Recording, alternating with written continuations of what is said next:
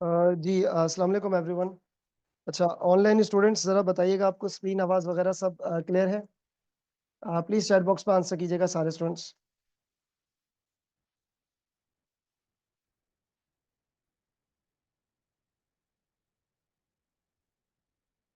आप लोग को क्लियर नहीं है?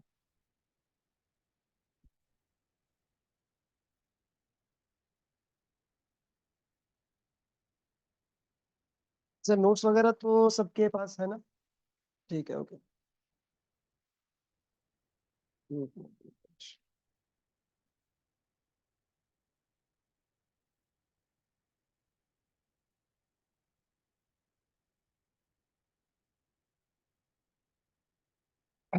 अच्छा जी, ख़वातीन व हज़रात, लेडीज एंड जेंटलमैन, ये डिस्प्ले सही आ रहा है? नहीं? ओके, अभी इसको तो एडजस्ट कर लेते हैं। अच्छा जी, मैंने आप लोगों को लास्ट क्लास में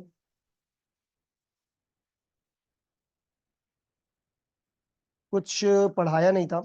हम सिर्फ और सिर्फ क्या चीज कर रहे थे, एक इंट्रोडक्शन जो है ना वो हम लोग पढ़ रहे थे। सही है, we were studying the introduction, और आज भी आपके पास वो इंट्रोडक्शन वाली क्लास है।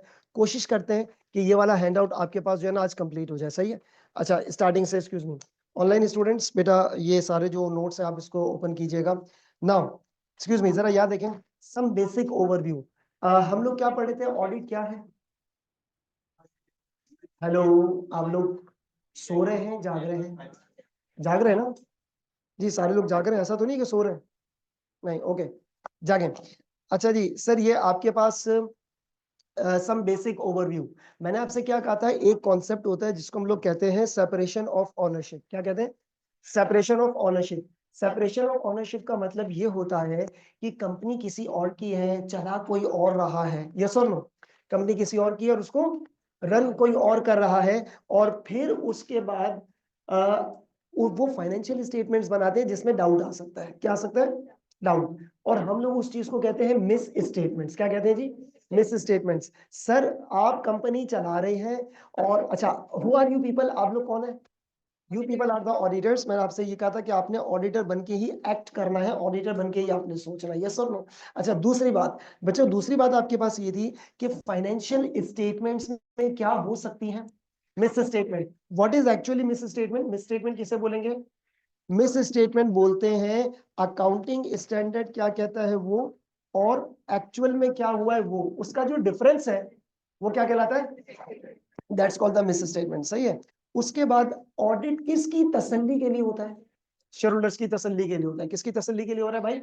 शेयर होल्डर्स की तसल्ली के लिए जो एक्टिविटी हो रही है फाइनेंशियल स्टेटमेंट्स को चेक करना, वो आपके पास कहलाता है जी ऑडिट। वो आपके पास क्या कहलाता है? वो आपके पास कहला रहा है ऑडिट। सही है। अच्छा, उसके बाद आगे प्रोसीड करते हैं, और उसको हम लोग कहते हैं जी ऑडिट। ठीक है, मतलब अगर मैं ले मैन इंग्लिश में आपको बोलूं तो ऑडिट क्या है बेटा? ऑडिट है फाइनेंशियल स्टेटमेंट को चेक करना। किसको चेक करना? फाइनेंशियल स्टेटमेंट्स को चेक करना। अच्छा, अब आगे बढ़े। नेक्स्ट आपके पास बेटा क्या लिखा हुआ है इसमें कि it is the legal requirement. Audit करना क्या है जरा बताइएगा? It is a legal requirement to conduct the audit. मैं बात कर रहा हूं प्राइवेट की नहीं, किसकी बात कर रहा हूं? पीएलसी की। हाँ, जहां पे सेपरेशन ऑफ ओनरशिप है। उसके बाद ऑडिटर को अपॉइंट कौन करता है? Share holders. किस महफिल में? एजीएम की महफिल में शेयर होल्डर्स को अपॉइंट किया जाता है। उसके बाद आगे बढ़े। ऑडिटर बेटा क्या चीजें टेस्ट कर रहा है, जल्दी बोले? Financial statement. और चेक करने के बाद शेयर होल्डर्स को गारंटी दे देता है। ना ना ना ना, गारंटी नहीं सर, गारंटी नहीं देते। गारंटी नहीं देते, गारंटी देना आपको मना किया गया है। किसने मना किया है भाई? आईएसए। ठीक है, आईएसए ने आपको मना किया कि तू कौन है गारंटी देने वाला भाई, क्योंकि फाइनेंशियल स्टेटमेंट कितने साल की है? एक साल की। And practically you are having एक क्वार्टर ना, 3 महीना आपके पास टाइम है। अच्छा, ऑडिटर सैंपल बेस पे मटेरियल ट्रांजैक्शन चेक करता है। क्या बोला मैंने? सैंपल बेस पे मटेरियल ट्रांजैक्शन जो है ना वो चेक करता है ऑडिटर। यहां तक बात क्लियर है भाई? हाँ या ना? जाग रहे हैं? ठीक है, सबूत दीजिएगा जागने का। उसके बाद मैंने तुम्हें बताया था कि ऑडिटर का काम इंटेंशनली फ्रॉड को डिटेक्ट करना नहीं है, क्योंकि जब आप इंटेंशनली जाते हो, जैसे मैं company and you people are the auditor, मैंने आपसे कहा यार मेरी कंपनी में फ्रॉड हुआ है, यार तुम लोग एक एक्सपर्ट लोग हो, आके जरा फाइंड आउट तो करो कि फ्रॉड क्या हुआ है।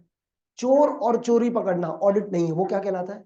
Forensic audit. आपके कोर्स का हिस्सा ही नहीं। ठीक है, नंबर 2, ये चीजें मैं आपको बता चुका था। अच्छा, फिर मैंने आपसे ये कहा था कि भाई जब आप ऑडिट करने आ रहे हो ना, ध्यान से सुनिएगा, अगर तो फाइनेंशियल स्टेटमेंट में फ्रॉड हुआ है, क्या हुआ है, तो आपने मेक श्योर ये करना है कि वो फ्रॉड सच फाइनेंशियल स्टेटमेंट में लिखा हो, हाँ या ना।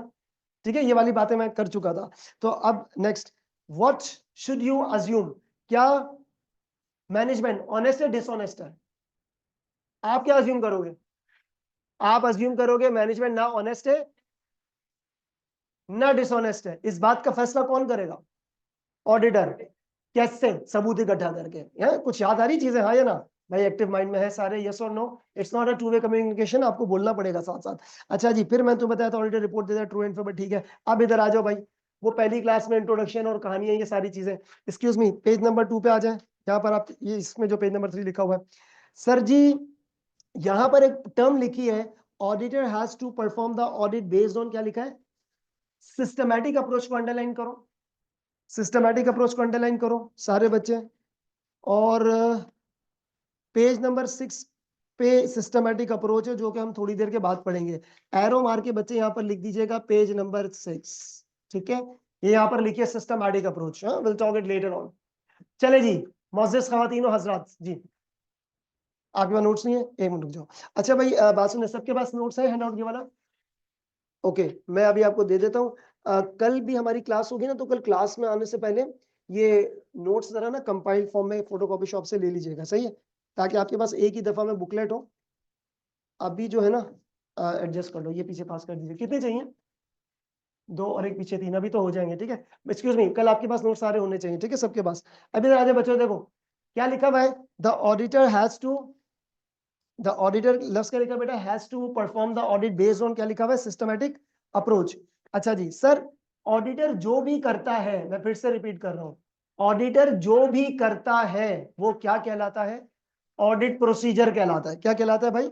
Audit procedure. मैंने कुछ डायलॉग्स आपको बताए थे लास्ट क्लास में, और मैंने आपसे ये कहा था कि भाई ऑडिटर जो भी कर रहा है वो क्या है? वो ऑडिट प्रोसीजर है।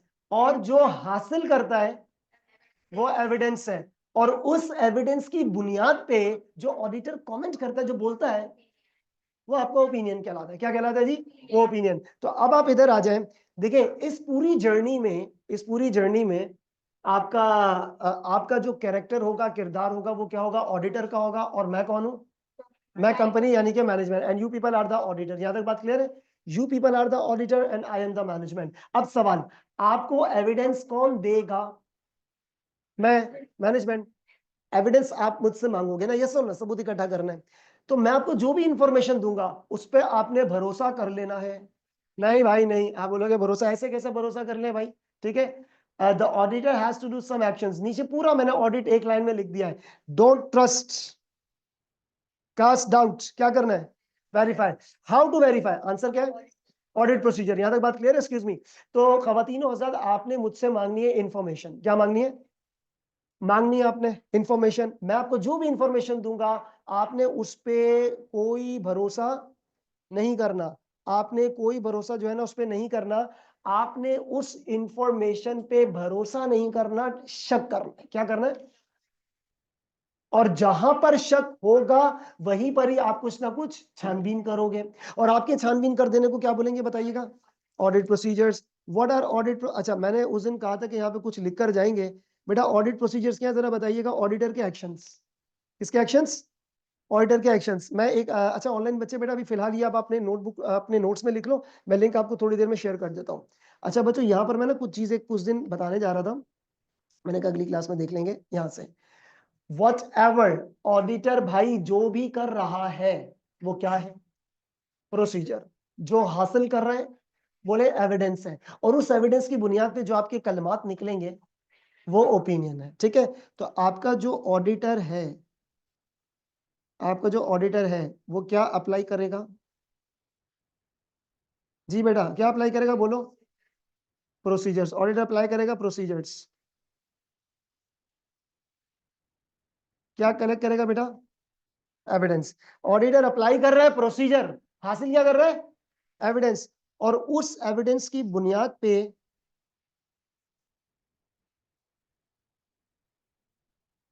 बेस्ड ऑन एविडेंस आपने क्या एक्सप्रेस करना है बेटा? ओपिनियन। और यकीन करो ये सारी चीजें सिर्फ और सिर्फ किस चीज के ऊपर हो रही हैं?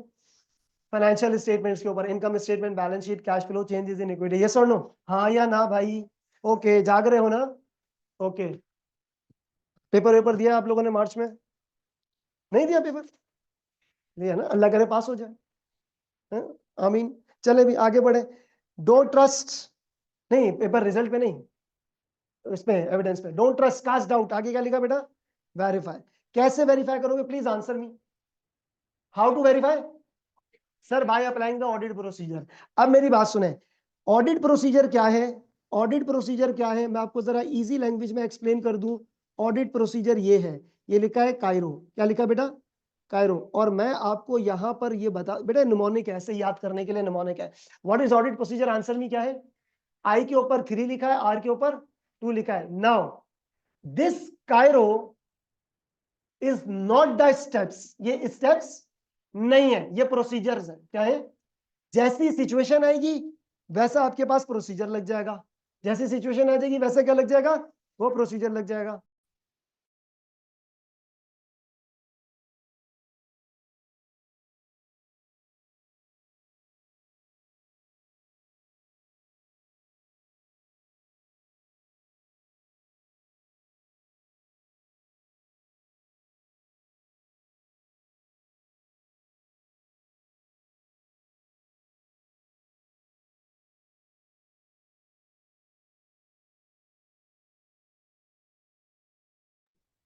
तो जो भी बेटा एक्सक्यूज मी ऑडिटर कर रहा है वो क्या है? प्रोसीजर्स है। प्लीज मेक श्योर ये प्रोसीजर्स हैं, स्टेप्स नहीं है। जो कुछ आपने फर्स्ट में देखना, मतलब सी पहला नहीं है, जैसी सिचुएशन होगी वैसा प्रोसीजर हो जाएगा। तो सर ये जो है ना, ये आपके प्रोसीजर्स है। क्या है बेटा? ब्रैकेट में लिखो, स्टेप्स नहीं है, प्रोसीजर्स है। अब मेरी बात सुने, पूरा पेज आपके पास खाली है, और यकीन करो ये जो टॉपिक मैंने लिखा है ना कायरो, अभी तो मैंने ऐसे लिख दिया कायरो, फ्यूचर में आगे बढ़ेंगे पूरी क्लास का टॉपिक बन जाएगा। ये जो हैंडआउट अभी आप लोगों के पास है, जो हैंडआउट अभी आप लोगों के पास है, आप ये समझ ये पूरा ऑडिट है। क्या है ये? ऑलमोस्ट पूरा ऑडिट है। फिर जब आप ये टॉपिक पढ़ोगे ना, आपको याद आ जाएगी पहली दूसरी क्लास, यार सर ने तो पहली दूसरी क्लास में ये आप बातें बताई थी। तो मैं आपको हर टॉपिक का छोटा छोटा टीजर दे रहा हूं। जैसे एग्जांपल, ऑडिटर सैंपल बेस पे क्या चेक करता है? सैंपल का अलग आइजा है, मटेरियलिटी का अलग आइजा है, ठीक है, फ्रॉड का अलग आइजा है, ऊपर सारी चीजों के अलग आइजाज हैं, इनके अलग आइजाज हैं। एनीवेज, तो ये सारी चीजें फ्यूचर में जाकर क्या बन जाएंगी? बड़े टॉपिक्स बन जाएंगे। जैसे ही हैंडआउट खत्म होगा, आप किसी बंदे से भी बात कर सकते हो, यार ऑडिट क्या है, कौन सी फेज में क्या चीज होती है, राइट सर? दोबारा, ऑडिटर जो कर रहा है वो क्या है? जल्दी बोलो, व्हाट इज ऑडिट प्रोसीजर? बोलो। Cairo. What is audit procedure? Cairo. खत्म। चलो भाई, सी क्या चीज है? खवातीनो हजरात, लेडीज एंड जेंटलमैन, लिखिएगा सी। सी का मतलब होता है कंफर्मेशन। सी का मतलब क्या होता है बेटा? मैं जो पूछूं उसको आंसर करना। अच्छा एक बात जरा ध्यान में रखिएगा प्लीज बच्चों, इधर एक बात ध्यान में रखिएगा। जहां तक फाइनेंशियल स्टेटमेंट्स का ताल्लुक है, क्या बोला मैंने? मेरे अल्फाज को बोलो, नहीं जहां तक कौन लगाएगा, क्या बोला मैंने? जहां तक फाइनेंशियल स्टेटमेंट्स का ताल्लुक है, आपके पास, ऑडिटर के पास, कंपनी में अनलिमिटेड एक्सेस है। क्या है? मिसाल, आपने, who are you people? Auditor. आपने मुझसे पूछा सर हारिस इंटेंजिबल एसेट के रिकॉर्ड्स दिखाओ, क्या दिखाओ? मैंने छुपा लिए। मैंने बोला नहीं, बड़ी कॉन्फिडेंशियल चीज है। ओ भाई, कॉन्फिडेंशियल चीज होगी तेरे लिए, इस चीज की रिपोर्टिंग जाएगी किसके ऊपर? फाइनेंशियल स्टेटमेंट्स के ऊपर। तो आपके लिए कोई कॉन्फिडेंशियलिटी नहीं है। यस और नो? आपने बोला सर हारिस इन्वेंट्री की कैलकुलेशंस के बारे में बताएं। मैंने बोला नहीं यार, मैं मेडिसिन बनाता हूँ, बड़ा वो सीक्रेट चीज है, मैं आपको नहीं बता सकता। तो there is nothing like that. Auditor के पास क्या है? अनलिमिटेड एक्सेस है। क्या है? जहां तक फाइनेंशियल स्टेटमेंट का जिक्र है, किसका जिक्र है? ऑडिटर के पास क्या है? Unlimited access. यहां तक बात क्लियर है? अब सुनिएगा गौर से। सी फॉर क्या लिखा है? आपने मेरे से पूछा, इधर आपने मुझसे पूछा सर हारिस बैंक में कितने पैसे हैं? मैंने कहा कंपनी के अकाउंट में है कोई 100 मिलियन, मान लोगे? बस इस फॉर्मूले को याद रखना। क्या बोला? डोंट ट्रस्ट, वेरीफाई करना, शक करके। आपने मुझसे पूछा भाईजान आपके बैंक अकाउंट में कितने पैसे हैं कंपनी के? मैंने आपको आंसर दिया 100 मिलियन। आपने बोला नहीं। आपने ना ऐसे ही मुझे बोला, आपने बोला सर हारिस मुझे बैंक से कंफर्म करना है। किससे कंफर्म करना है? मना कर ले। अब आप एक लेटर लिखोगे, क्या लिखोगे? किसको? बैंक को। बैंक को क्या लेटर लिखोगे? यार आरिस अनिल के अकाउंट में तो ये बोल रहा है 100 मिलियन पड़े हैं, मिजान बैंक तुम जरा कंफर्म करके बताओ 100 मिलियन है, यस और नो? अब जो तुम हरकत कर रहे हो ये क्या है? कंफर्मेशन। और कंफर्मेशन जो है ना वो आपके पास होती है एक्सटर्नल, ब्रैकेट में लिखिएगा बेटा क्या? एक्सटर्नल। कंफर्मेशन क्या होती है? एक्सटर्नल। कंफर्मेशन का मतलब होता है कि आप कोई इंफॉर्मेशन किसी थर्ड पार्टी से कंफर्म कर रहे हो। किससे? आप लोगों ने बचपन में F1 पढ़ा है, हाँ बोलो, वो सुने? कनेक्टेड स्टेक होल्डर्स, जिनके साथ मेरा वास्ता पड़ता है। और कनेक्टेड स्टेक होल्डर कौन होते हैं? Customer, supplier, bankers, share holder, जिससे कंपनी की रेगुलर बेसिस पे क्या होती है? इंटरैक्शन होती है। सो कंफर्मेशन का मतलब ये होता है कि आप कंफर्म कर रहे हो। क्या कर रहे हो बेटा? कंफर्म कर रहे हो समथिंग। कंफर्म क्या कर रहे हो बेटा? समथिंग। किससे? फ्रॉम एक्सटर्नल, या ब्रैकेट में मैं लिख दूंगा क्या? Third party. और आप एग्जांपल के तौर पे बेटा लिख दीजिएगा कौन है ये? कस्टमर हो गया, सप्लायर हो गया। इन शॉर्ट वर्ड्स आपके पास क्या हो गया बेटा? कनेक्टेड स्टेक होल्डर्स हो गए। क्या हो गए? Connected stakeholders. Confirmation copy करें साथ साथ बेटा, साथ साथ इसे कॉपी कीजिएगा।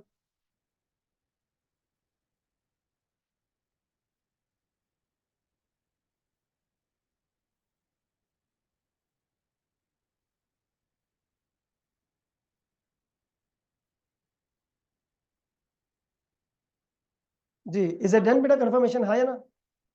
भाई हाँ या ना का जवाब दे दो। ए फॉर लिखा हुआ है एनालिटिकल प्रोसीजर। ए का मतलब क्या है बेटा? Analytical procedure. ये क्या चीज है इसके बारे में भी बात करते हैं। सबसे पहले ये समझिएगा एनालिटिकल प्रोसीजर कहाँ से निकला है। ये निकला है एनालाइज से। कहाँ से निकला है? एनालाइज से। मैं कुछ चीजें लिखूंगा और फिर मैं उसको रिमूव कर दूंगा। और आप लोगों से गुजारिश होगी कि आपने उसको कॉपी बिल्कुल भी नहीं करना है। क्यों कॉपी नहीं करना है? क्योंकि वो कॉपी करने वाली चीज ही नहीं है। जो कॉपी करने वाली चीज होगी मैं बता दूंगा। सबसे पहले बेटा यहाँ जरा देखिएगा, स्क्रीन पर देखें सारे स्टूडेंट्स। स्क्रीन पर, स्क्रीन पर, इधर स्क्रीन पर देखिएगा। इधर आप बच्चे, मैं बेसिक एग्जांपल दूंगा, हाँ आंसर करना मुझे। आप बच्चे 2024 का ऑडिट कर रहे हो। किसका ऑडिट कर रहे हो? 2024 का you people are doing the audit. ठीक है, हाँ या ना?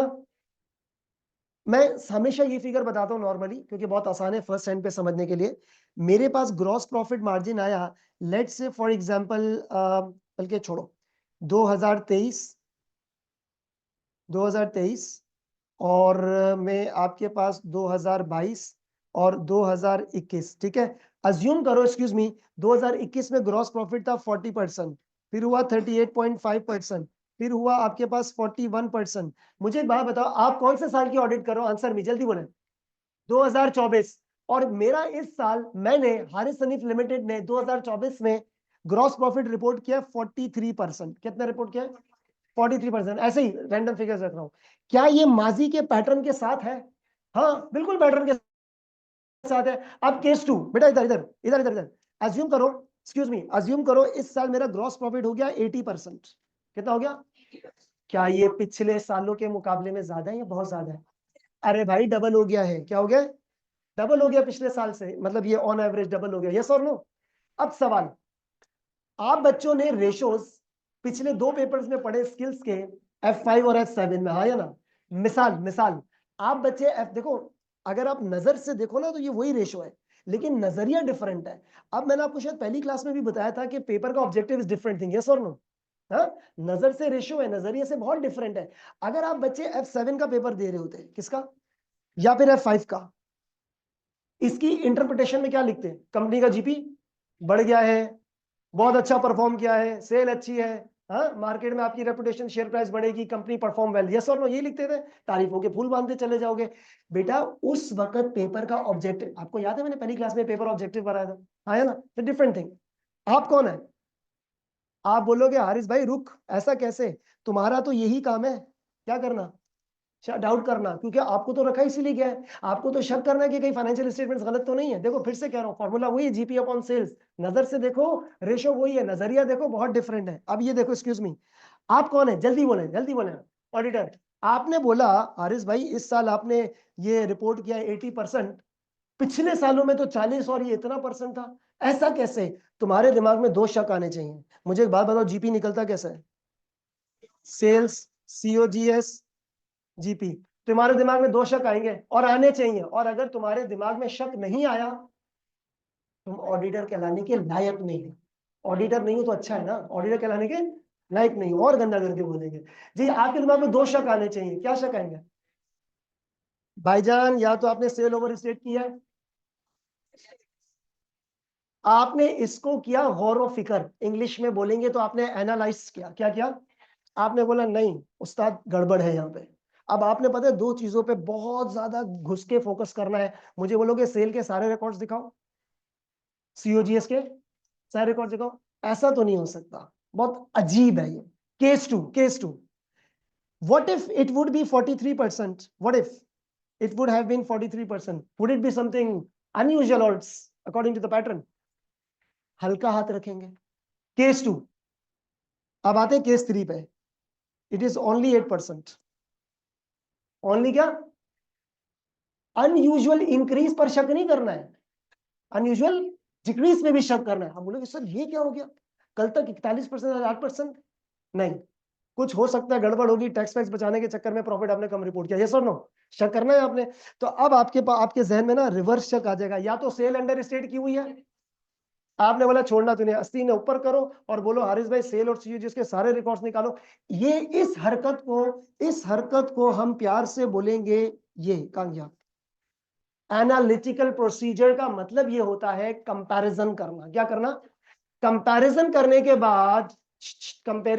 के बाद, अगर कोई चीज एबनॉर्मल है, अनयूजुअल है, उसको घुस के इन्वेस्टिगेट करना, ये चीज क्या कहलाएगी? अब एक सवाल बेटा, एक्सक्यूज मी, आंसर मी। देखो, क्या अमाउंट 100% परफेक्ट होती है कभी भी? हमेशा ऊंच नीच तो रहती है ना, हाँ या ना? ऊंच नीच रहती है। मैं ऐसे ही आपसे पूछ रहा हूं, कितनी परसेंटेज के डिफरेंस को तुम नॉर्मल बोलोगे, कितनी परसेंटेज को एबनॉर्मल बोलोगे? ये नॉर्मल है एबनॉर्मल, ये बताओ। ये तो FA1 के बच्चों को भी बोलेंगे, वो भी बोलेगा एबनॉर्मल, हाँ या ना? सवाल, कितनी डिफरेंस को तूने नॉर्मल कहना है, कितने डिफरेंस को एबनॉर्मल कहना है? प्लीज आंसर मी।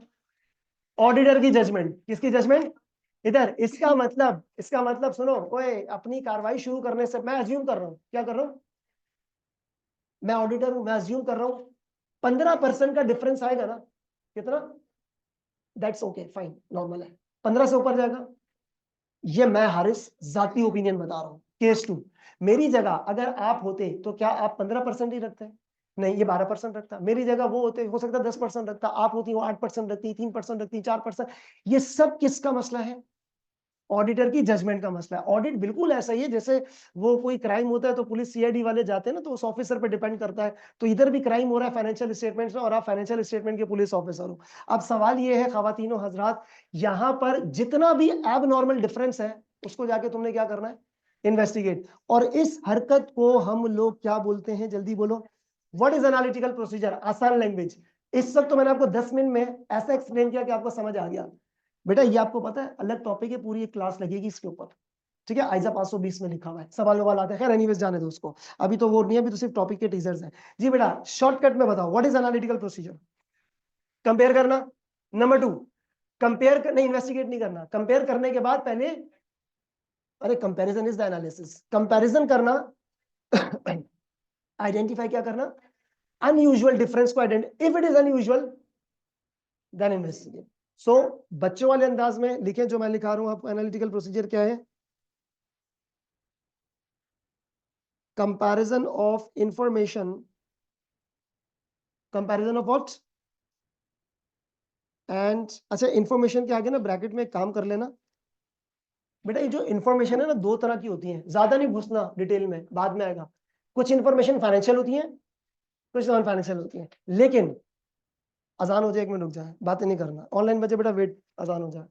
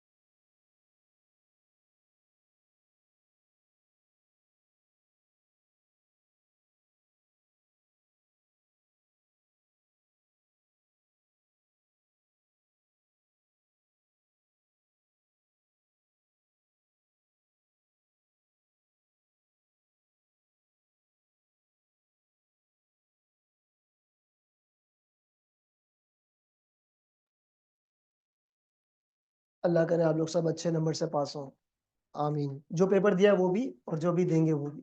आ जाए भाई एनालिटिकल प्रोसीजर। बच्चों में क्या कह रहा था आपसे, comparison of information, excuse me. और इंफॉर्मेशन सिर्फ फाइनेंशियल नहीं होती है, क्या होती है? लेकिन एक मेरी बात सुनिएगा, सिर्फ सुनना, उसको लिखना नहीं। यहां पर एनालिटिकल प्रोसीजर में आपको नॉन फाइनेंशियल को भी ना फाइनेंशियल पर कन्वर्ट करना पड़ेगा। किस पे? एग्जाम्पल, 50,000 किलोग्राम वेस्ट हुआ है, ये नॉन फाइनेंशियल है, क्या है? तो आप किलोग्राम का कंपैरिजन नहीं करोगे, किलोग्राम की कॉस्ट का कंपैरिजन करोगे। यानी कि you have to convert non financial into financial. सही है? सो अब जरा देखिए कंपैरिजन ऑफ इंफॉर्मेशन। बेटा ये आपके पास क्या होगी जरा बताइएगा, फाइनेंशियल भी होगी और नॉन फाइनेंशियल भी होगी, तो इसलिए मैंने पहले से लिख दिया।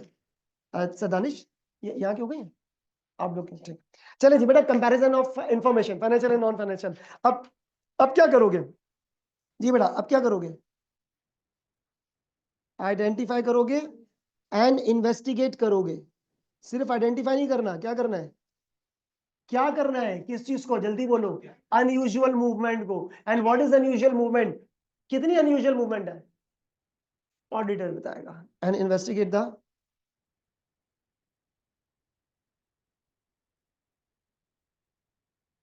Unusual difference. Investigate the unusual difference. तीसरा I3। अब बेटा आई से तीन चीजें स्टार्ट होंगी, ठीक है? आई से तीन चीजें होंगी। ये आपके पास ऑडिट प्रोसीजर्स हैं। बेटा एक्सक्यूज मी, ये चीज समझ में आ रही है? हाँ या ना का जवाब दे जल्दी से। और एक्सक्यूज मी, ये कंफर्मेशन तो मैंने आपको इतनी आसानी से बता दिया 2 मिनट में।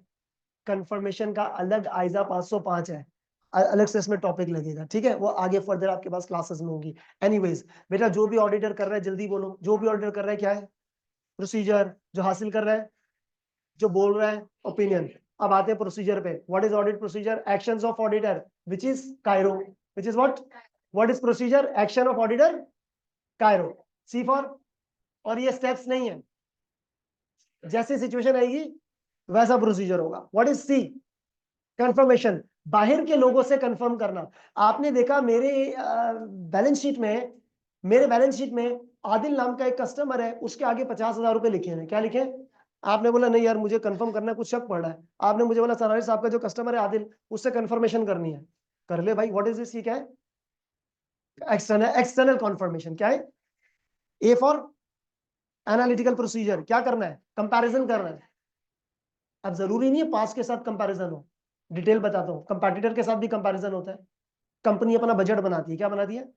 बजट के साथ भी कंपैरिजन होता है। यस और no? So it's all the points. Anyways, एक क्वेश्चन था पास पेपर में, सुनो, हाँ मुझे फिगर भी याद है। एक पास पेपर में क्वेश्चन था, पूरा सिनेरियो, उसमें लिखा था डायरेक्टर्स ने बजट बनाया था, प्रॉफिट है 0.5 मिलियन का। कितना? एक्चुअल स्टेटमेंट्स ने एग्जैक्टली 0.5 मिलियन का प्रॉफिट आया। कोई शक की बात है क्या? जैसा सोचा 100% वैसा हो गया। तो रिस्क है कि नहीं है? और मैंने आपको बताया था कल एक सवाल रिस्क का भी आता है, लास्ट क्लास में बताया था मैंने आपको, ठीक है? तो अब जरा देखिएगा बेटा, एनालिटिकल प्रोसीजर में ये कंपैरिजन हो गया। I3। आई फॉर बेटा क्या चीज होती है बताइएगा? इंक्वायरी। इंक्वायरी का मतलब होता है बच्चों, इंक्वायरी का मतलब होता है सवाल जवाब करना। क्या करना? आपने मेरे से पूछा, मैं इंटरनल, इंक्वायरी हमेशा क्या होती है बेटा? इंटरनल। आपने मुझसे पूछा सर हारिस बैंक में पैसे कितने हैं, व्हाट इज दिस? इंक्वायरी। मैंने तुझे जवाब दिया कि भाई इतने पैसे, आपने बोला नहीं यार भाई बैंक से कंफर्म करूंगा। ये क्या है? ये एक्सटर्नल कंफर्मेशन है। आई बात समझ में? आपने मुझसे जो सवाल Q&A session with the management, वो क्या कहलाता है? इंक्वायरी। तो इंक्वायरी का मतलब क्या होता है बेटा? इंक्वायरी का मतलब होता है asking questions, yes, from client staff.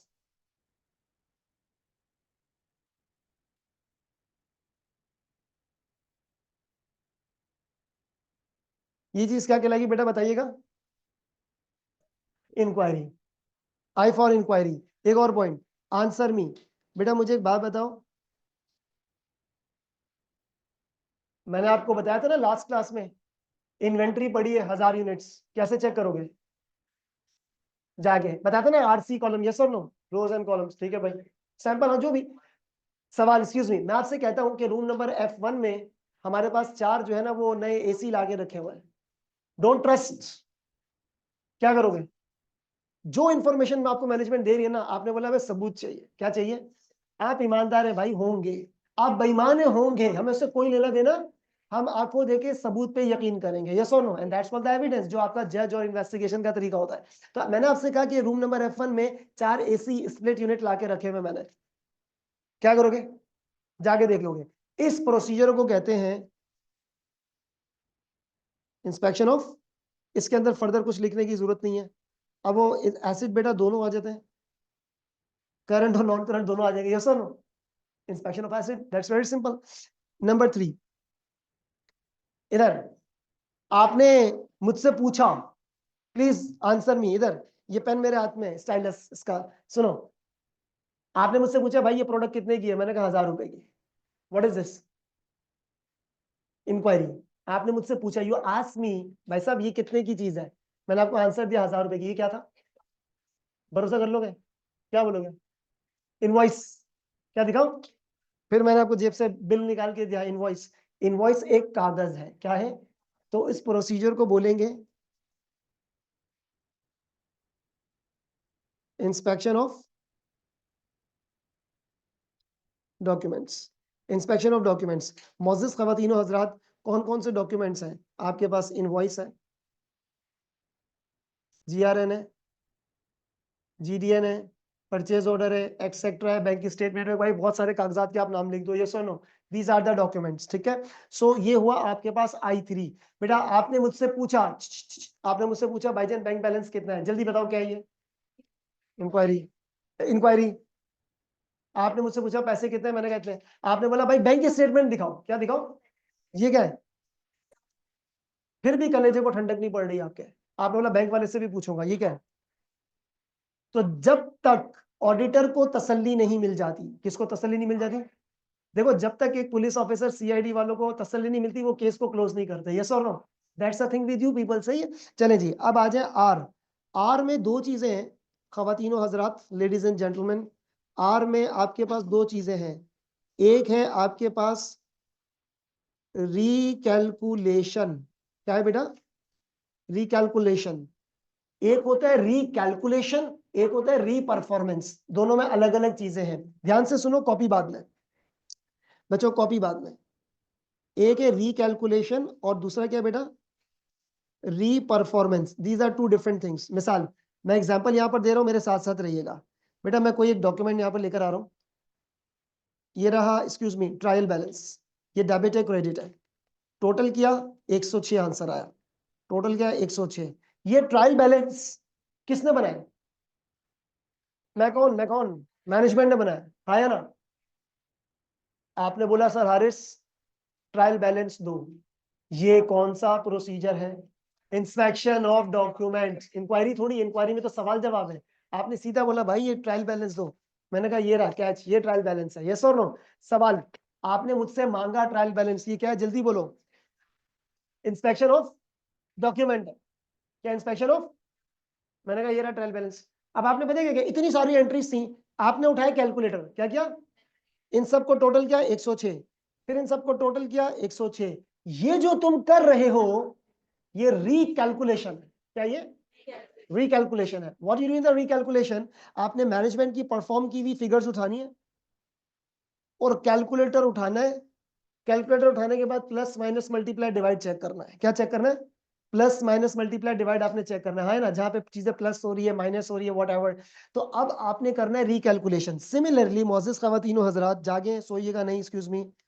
अच्छा अब क्या है, NCA रजिस्टर में पहले कॉस्ट आती है, फिर क्या आ जाता है? डेप्रिसिएशन। क्या आ जाता है? Net book value. कभी कभार इंपेयरमेंट भी हो जाती है? आप एडिशंस भी करते हो, डिस्पोजल भी करते हो, यस और नो। इतनी कैलकुलेशन के बाद जाके आंसर आया था 205 मिलियन का। आपने कैलकुलेटर उठाना है और इन सबको क्या करना है? प्लस माइनस चेक करना है। इस अमल को क्या बोलेंगे? रिकैलकुलेशन। केस 2, इधर ये मैंने क्या बनाया,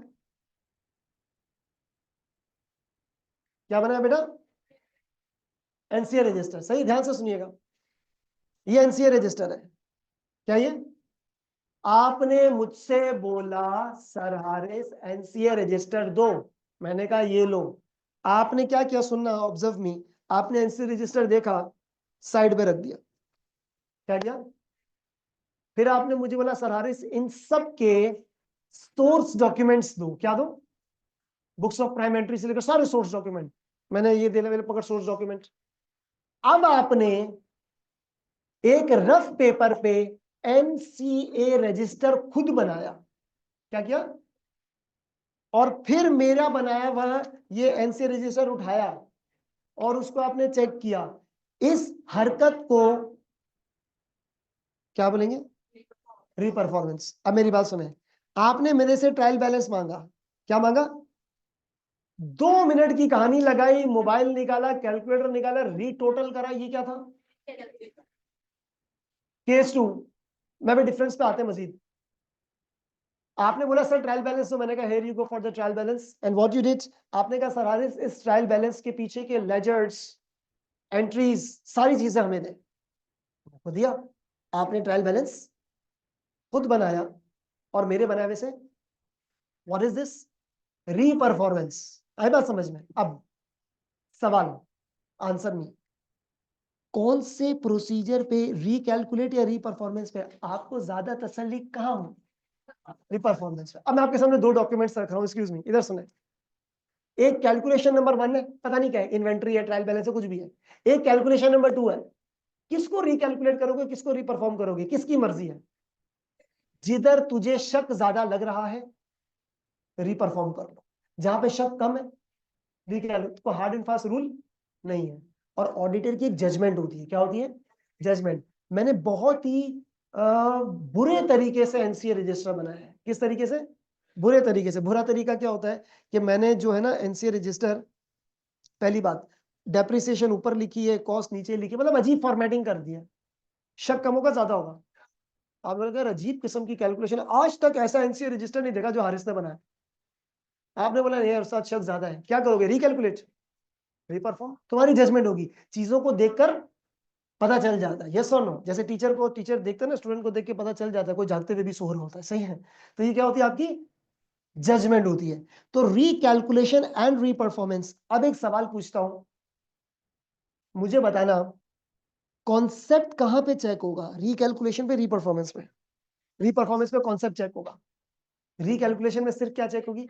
कैलकुलेशंस। मैं तुम्हें एक छोटी सी मिसाल दूं, छोटी सी एग्जांपल दूं, गौर से सुनना। मेरी एक एनसीए है, उसकी कॉस्ट है 100 मिलियन। कितनी है? रेजिडुअल वैल्यू 0 है, और इसकी जो लाइफ है वो है 5 साल। कितनी है? तो 1 साल का डेप्रिसिएशन कितना आ गया बेटा? 20। तो नेट बुक वैल्यू कितनी आ जाएगी? कॉस्ट माइनस डेप्रिसिएशन, 100 में से 20 माइनस किए, कितना आ गया? 80। हाँ या ना? बच्चों वाली चीज दी है। मिसाल मान लो ऐसी समझने के लिए, मैंने जो तुमको एनसीए रजिस्टर दिया ना, मैंने जो तुमको एनसीए रजिस्टर, वो तो 100 में से 15 माइनस किए और 85 आया। क्या आया? ध्यान से सुनिएगा तवज्जो के साथ। अगर तू इसको रिकैलकुलेट करेगा, 100 में से 15 निकालो, 85 आएगा। हाँ या ना? सही है गलत है? सही है। कैलकुलेशन तो सही है ना? हाँ या ना भाई? 100 में से 15 माइनस करोगे, क्या आएगा? तो आपने तो बोलना है नहीं सर हारिस आपकी तो एनसी की वैल्यू बिल्कुल सही है। हाँ या ना? लेकिन कॉन्सेप्ट चेक नहीं हुआ। क्या चेक नहीं हुआ? कॉन्सेप्ट चेक करने के लिए तुमको क्या करना पड़ेगा? रिपरफॉर्म। आपने बोला नहीं यार शक है, आपने बोला सर हारिस सारा डाटा दीजिए, सारा डाटा दिया, तो आपने बोला वो तो इतनी बननी चाहिए। है ना समझ में?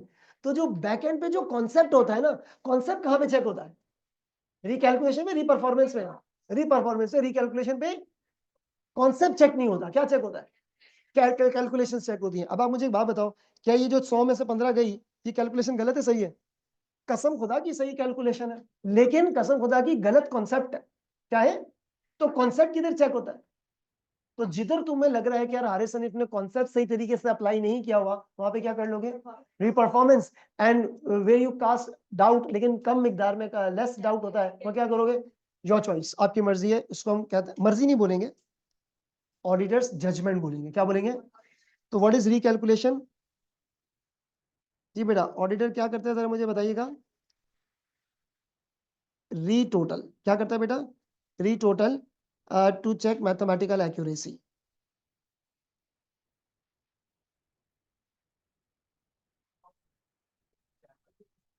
एक मिनट बता, जो मैथमेटिकल एक्यूरेसी ऑफ फिगर्स। अच्छा, इस री एक्यूरेसी के ऊपर मैं एरो मार के लिख रहा हूँ, प्लस माइनस मल्टीप्लाई डिवाइड, ये चीजें आपको चेक करनी होती है बेसिकली। जी बोलिए क्या कह रहे थे? ये तुम्हारी मर्जी है। सैंपल, इंस्पेक्शन ऑफ डॉक्यूमेंट्स और री परफॉर्मेंस यकीनन साथ साथ ही चल रही है ना। सर कॉस्ट की चीजें दिखा, ये लो इंस्पेक्शन ऑफ डॉक्यूमेंट है, फिर आपको मैंने सारे डॉक्यूमेंट दे दिए, भाई ये क्या हो गया, इंस्पेक्शन ऑफ डॉक्यूमेंट। अब आपने बोला सारा इसे अकेला छोड़ रहे हैं, आपने खुद वो री परफॉर्म किया, दैट्स द री परफॉर्मेंस।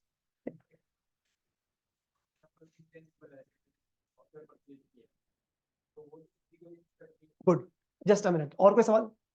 ओके, एक मिनट दीजिएगा, इसका आपका आंसर करता हूं। बेटा व्हाट इज री परफॉर्मेंस? री परफॉर्मेंस में क्या होता है कि ऑडिटर क्या करते हैं बताइएगा। नहीं, कॉन्सेप्ट चेक करता है, लेकिन मतलब what is reperformance? Auditor perform the same work which has been perform by the, और फिर तुम्हारा किया हुआ मेरे से क्या करोगे, कंपैरिजन। ठीक है, एक सेकेंड ना, इधर टेक्निकल डिफरेंस, बच्चे इधर एक मिनट, हो सकता है किसी के दिमाग में सवाल है, नहीं तो मैं पैदा कर देता हूं। अब आप बोलोगे सर कंपैरिजन तो ऊपर भी हो रहा था, लेकिन बेटा ऊपर वाले कंपैरिजन में तुम खुद कुछ नहीं कर रहे थे, तुम मेरी ही फिगर को मेरे ही पास के साथ कंपेयर कर रहे थे, है ना। मेरी फिगर को मेरे कॉम्पिटिटर के साथ कंपेयर कर रहे थे, यस और नो। लेकिन यहाँ पे आप क्या कर रहे हो, खुद कर रहे हो और फिर कंपैरिजन करो, तो ये एनालिटिकल प्रोसीजर नहीं है। ठीक है, सर री परफॉर्मेंस। सो री परफॉर्मेंस का मतलब क्या होता है कि auditor performs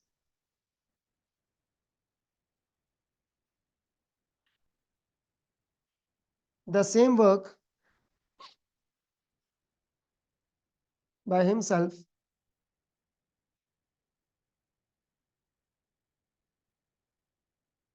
which had been performed by the management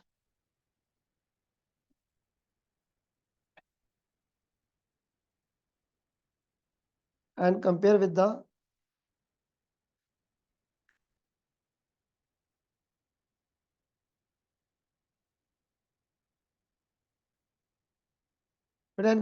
work of management. सही, मैनेजमेंट के काम के साथ आपने कंपैरिजन कर लेना, इसको कहते हैं बेटा क्या, री परफॉर्मेंस। अच्छा इधर लिख लेते हैं, री परफॉर्मेंस से बेटा क्या चेक हो जाता है बताइएगा, पूरा का पूरा कॉन्सेप्ट चेक होता है। और रिकैलकुलेशन में क्या चेक होता है वो मैंने लिख दिया ऊपर, ये calculations, I mean plus minus वगैरह चेक होता है। ठीक है, तो कॉन्सेप्ट चेक कहां पे होता है बेटा, जल्दी बोलो। री परफॉर्मेंस में। तो भाई जो ऑडिटर को जैसा सबूत चाहिए, जैसा सबूत चाहिए उसके हिसाब से प्रोसीजर्स लगाने पड़ेंगे। आई बात समझ में?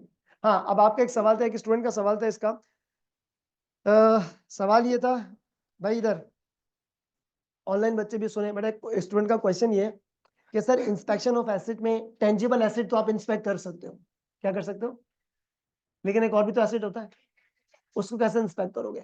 मैं आपसे कहता हूँ बराबर वाले कमरे में 4 एसी ला के रखें, टेंजिबल है ना, आप जाके देख सकते हो उसको, ऐसे टच भी कर सकते हो, टेंजिबल हो गया।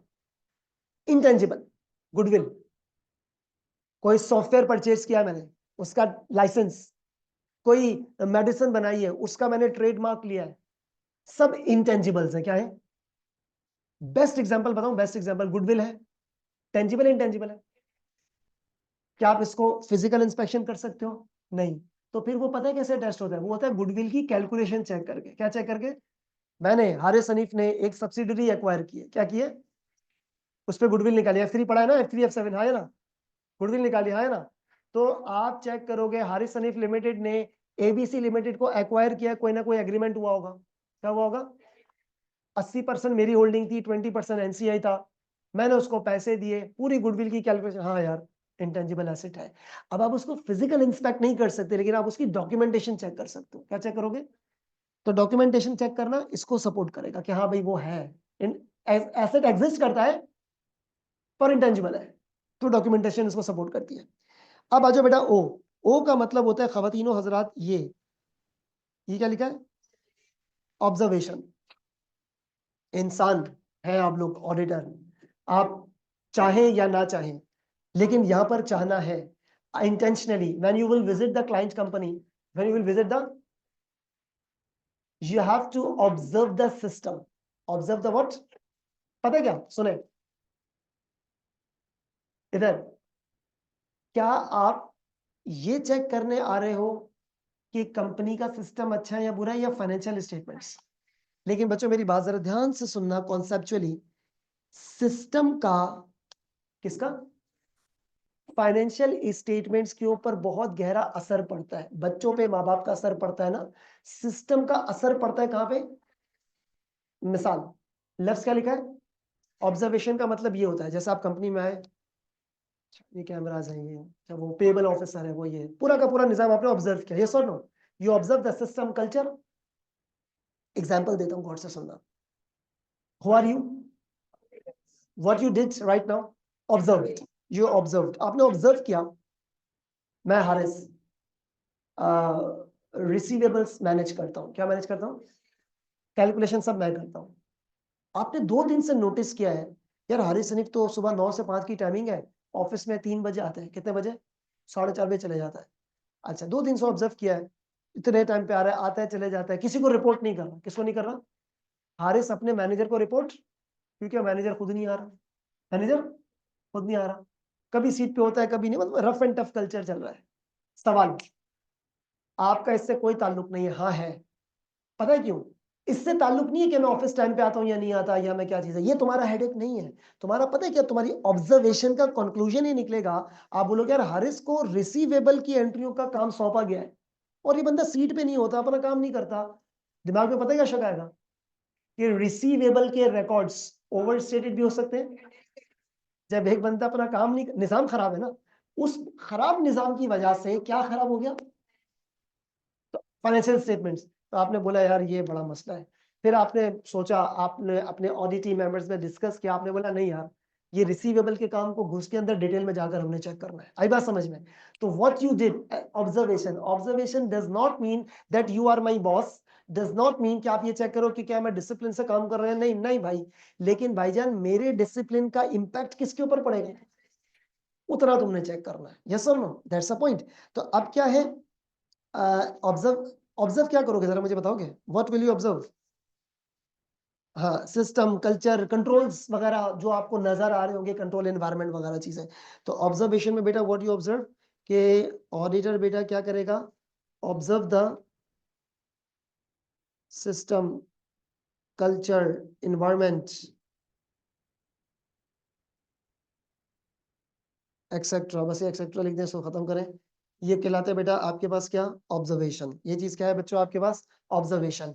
ऑब्जर्वेशन का मतलब होता है क्लाइंट एंटिटी, क्लाइंट एंटिटी बहुत सारी चीजें ऑब्जर्व कर रही है, सॉरी ऑडिटर बहुत सारी चीजें ऑब्जर्व कर रहा है, कहां पे? क्लाइंट एंटिटी पे। ठीक है बच्चों, अब दोबारा से answer me, who are you? Auditor. हाँ, ऑडिटर, क्या करने आए हो? जो करोगे, बोलो जल्दी से बोलो, जो करोगे क्या कहलाएगा? Audit procedure. जो हासिल करोगे, जो बोलोगे, खत्म हो गई कहानी। प्रोसीजर्स क्या है, जल्दी बोले। कायरो, सी फॉर कंफर्मेशन, बाहर के लोगों से तस्दीक करना। A for analytical procedure, client entity की फिगर को पास और कंपैटिटर वगैरह से कंपैरिजन करना। अगर कोई चीज एबनॉर्मल है, अनपैटर्न्ड है, अनपैटर्न्ड है, अनयूजुअल है, तो उसको आपने इन्वेस्टिगेट करना। यस और नो? I3, आई फॉर सवाल जवाब, किसके साथ?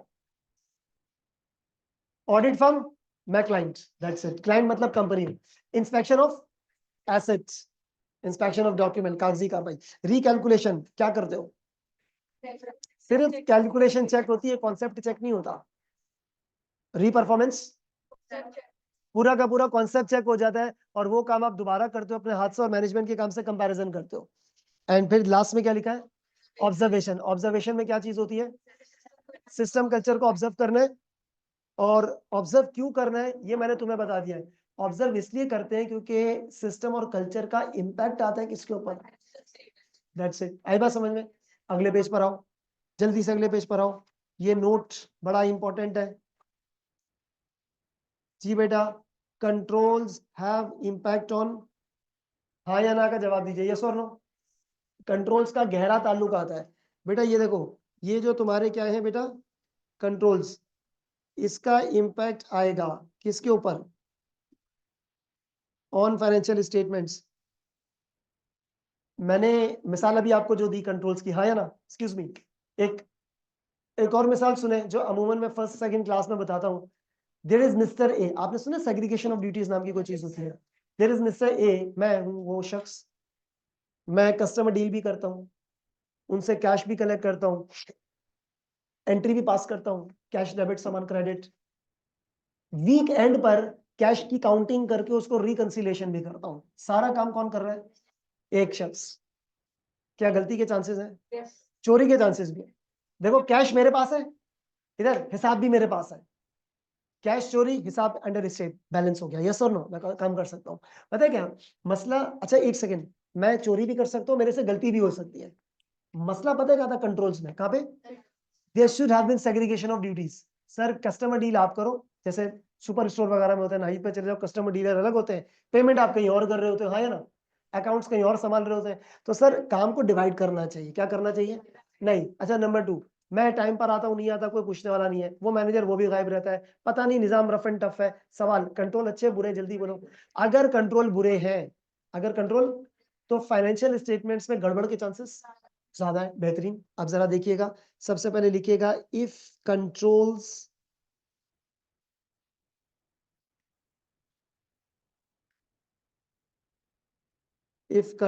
Are poor. बेटा अगर तो कंट्रोल्स क्या है? पुअर है। तो अब आपके पास मुझे ये बताओ, ग्रेटर चांसेस ऑफ, एक सेकेंड, ग्रेटर चांसेस ऑफ क्या? Misstatements in the financial statements. एक मिनट वेट करना बेटा, एक minute wait. Auditor sample base पे मटेरियल ट्रांजैक्शन चेक करता है। क्या चेक करता है? एक मिनट। फाइनेंशियल स्टेटमेंट्स में कुछ भी अमाउंट बोलना, हजारों लाखों में कुछ भी बोलना, 2-3 लाख कुछ भी बोलो, 5 लाख बस, ठीक है, हो गया 5 लाख खत्म। मेरा सुनो, ऑडिटर ना एक अमाउंट डिसाइड करेगा। क्या डिसाइड करेगा? अभी हमने क्या मिसाल ली? 5 लाख। अब 5 लाख, 5 लाख से नीचे नीचे की जो गलती है ना, वो इममटीरियल है। क्या है? छोटी मोटी गलती, खैर हो गई। 5 लाख से ऊपर की गलती। अब सवाल, अगर फाइनेंशियल स्टेटमेंट में 20,000 रुपए की गलती है, आप उसको अच्छा बोलोगे बुरा, या जाने दोगे? इममटीरियल है, financial statement true and fair. तो छोटी मोटी गलतियां बर्दाश्त होती हैं, चलती हैं। ऑडिटर चेक करता है मिस स्टेटमेंट, नहीं नहीं नहीं नहीं सॉरी, ऑडिटर चेक करता है मटेरियल मिस स्टेटमेंट। तो बेटा कभी भी आप लफ्ज मिस स्टेटमेंट को अकेला नहीं छोड़ना। क्या लिखोगे? Material miss statement. यहां तक बात समझ में आ रही है? कभी भी आपने मिस स्टेटमेंट को अकेला नहीं लिखना, किसके साथ लिखोगे? अब सवाल, क्या ऑडिटर गलतियां इग्नोर करता है? हाँ। कौन सी? जो आपकी नजर में मटे भाई, खैर यार इतनी गलती तो चलती है। क्यों? क्योंकि भाई तू तो सैंपल बेस पे चेक कर रहा है। किस पे चेक कर रहा है? छोटी मोटी गलतियां होती हैं। 1 साल की एफएस 3 महीने में चेक कर रहा है, तो एक एक गलती थोड़ी को चेक करेंगे। तो ऑडिटर क्या चीज चेक करता है? जल्दी बोलो। अब सवाल, कभी भी मिस स्टेटमेंट नहीं बोलेंगे। क्या बोलेंगे? नंबर 1, अगर तो कंट्रोल्स पुअर है तो greater chances of material miss statement in the financial statement. Number 2, अगर तो आपके पास कंट्रोल्स आर गुड। अगर कंट्रोल्स क्या है बेटा बताइएगा? अच्छे हैं, बहुत अच्छे कंट्रोल्स हैं। क्या फाइनेंशियल स्टेटमेंट्स में गड़बड़ के चांसेस 0 है? फिर कम है। सिस्टम अच्छा है सर, सिस्टम बड़ा जबरदस्त है। तो जब सिस्टम अच्छा होगा ना, हिसाब किताब भी एक्यूरेट मिलेगा, हाँ या ना? गलती उसमें भी होगी, क्यों नहीं होगी, लेकिन चांसेस कम है, क्योंकि हिसाब किताब इंसान ही मेंटेन कर रहे हो ना भाई। और अगर आर्टिफिशियल इंटेलिजेंस है, सॉफ्टवेयर है, तो सॉफ्टवेयर भी तो खराब हो सकता है ना, सॉफ्टवेयर करप्ट हो सकता है। गलती के चांसेस स्टिल देयर, लेकिन कम है। तो मैं क्या लिखूं यहाँ पे? लेस चांसेस ऑफ, हाँ लेस चांसेस ऑफ ये ठीक है, less chances of material miss statements in the financial statements. बेटा यहाँ तक बात क्लियर है? जल्दी बोलो, जल्दी से लिखें इसको। आपके सवाल कर रहे थे ब्रदर।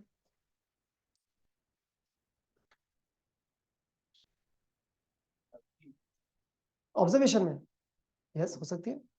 आपने वो चीज ऑब्जर्व करनी है, ऑर्गेनाइजेशन में मैनेजमेंट हायरार्की, हायरार्की में कौन अपना काम कर रहा है, कौन अपना काम अपने हिसाब से कर रहा है, बिल्कुल ऑब्जर्वेशन है। ऑब्जर्वेशन का मतलब क्या होता है? आप बैठे हुए हो, बस नजर से घुमा रहे, नोटिंग कर रहे चीजें, दैट्स ऑब्जर्वेशन। हाँ, जहां आपने कोई डॉक्यूमेंट मांगा, वो क्या है? Inspection of documents, observation from your eyes. जी बेटा कंट्रोल का इम्पैक्ट किस पे पड़ता है? जल्दी बोले। अगर तो फाइनेंशियल सॉरी कंट्रोल्स बुरे हैं, गलती के चांसेस, कंट्रोल अच्छे हैं, इज इट डन? ओके, अब बेटा यहां पर ना मैं नोट करके कुछ चीजें लिख रहा हूं और आपने उसको लिखना जरूरी है, और पेज का थोड़ा ख्याल रखना, आराम से हो जाएगा, ज्यादा लंबा चौड़ा नहीं लिखना। जो पूछूं उसका जवाब देना अभी के अभी। ऑडिटर क्या चेक करता है, जल्दी बोलो। अब थोड़ा और गाढ़ा करें और इम्प्रोवाइज करें, रिपीट रिपीट रिपीट, नहीं एनुअल ठीक है, एनुअल है। ऑडिटर क्या चेक करता है, जल्दी बोलो। अब मैं और इम्प्रोवाइज वर्जन में जा रहा हूं। ऑडिटर चेक करता है फाइनेंशियल स्टेटमेंट्स, क्या चेक करता है? प्लस हर वो चीज, प्लस हर वो चीज, नहीं वो आपकी बात सही है, एप्लीकेशन ऑफ अकाउंटिंग स्टैंडर्ड्स वो सही है, वो तो चेक करता ही करता है फाइनेंशियल स्टेटमेंट की अकाउंटिंग स्टैंडर्ड्स, प्लस हर वो चीज जिसका इंपैक्ट आता है फाइनेंशियल स्टेटमेंट। देखो एक लफ्ज है, आप बच्चे नॉर्मली जो है ना हम लोग बोलते हैं यार इसका ताल्लुक पैसों से होता है, पैसों से नहीं होता। एक एक चीज होती है ये स्कोप, क्या लिखा है? स्कोप का मतलब ये नहीं है कि कहाँ सैलरी ज्यादा मिलती है, स्कोप का मतलब होता है कवरेज। जैसे मैं एग्जांपल दूं, मैं मेरी मेरी ये सोच है कि आज की क्लास का स्कोप ये हैंडआउट है। आज की क्लास का स्कोप क्या है? ये वाला हैंडआउट कंप्लीट करना, पूरा होगा नहीं होगा वो अलग स्टोरी है। स्कोप का मतलब क्या होता है? कवरेज, कि क्या चीज आपके स्कोप में रखी गई है। अब ध्यान से सुनना, आइजा ने, इंटरनेशनल स्टैंडर्ड्स ऑन ऑडिटिंग ने आपके स्कोप में दो चीजें रखी हैं। क्या आपने एक तो फाइनेंशियल स्टेटमेंट देखनी है, क्या देखनी है? प्लस हर वो चीज जिसका इंपैक्ट फाइनेंशियल स्टेटमेंट्स पर आएगा, हाँ या ना? तो यहां पर मैं एक छोटी सी चीज ये लिख रहा हूं कि जो ऑडिटर है, auditor checks financial statement plus everything that has impact on financial statements. बेटा इसकी कोई मिसाल देना, everything that has impact on financial statement, example what? Controls, पूरा लिख लेंगे, इंटरनल कंट्रोल्स ऑफ कंपनी, ठीक है। तो ऑडिटर भैया ने दो चीजें चेक करनी है, क्या क्या, जल्दी बोलो जल्दी बोलो। दूसरा हर वो चीज जिसका एफएस से ताल्लुक है, इंपैक्ट आता है भाई, है या ना? That's it। और एक बात जरा ध्यान में रखिएगा, जो लफ्ज लिखा ना इम्पैक्ट, इम्पैक्ट अच्छा बुरा दोनों होता है, हाँ या ना? अच्छा असर आएगा, किसी का बुरा असर आएगा। मैं आपसे अच्छी बात करूंगा, आपके दिमाग में अच्छा असर आएगा। मैं आपसे नेगेटिव बात करूंगा, नेगेटिव असर आएगा। ठीक है ना? तो हर एक चीज का इंपैक्ट आ रहा होता है। सर ऑडिटर दो चीजें चेक कर रहा है, financial statement plus everything that has impact on financial statements, done, हाँ या ना? अब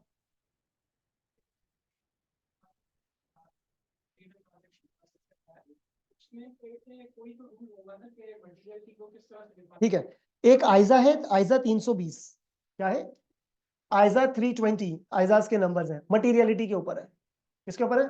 ऑलमोस्ट 1 घंटा लगेगा, उसमें बताऊंगा क्या कैलकुलेशन का तरीका होता है।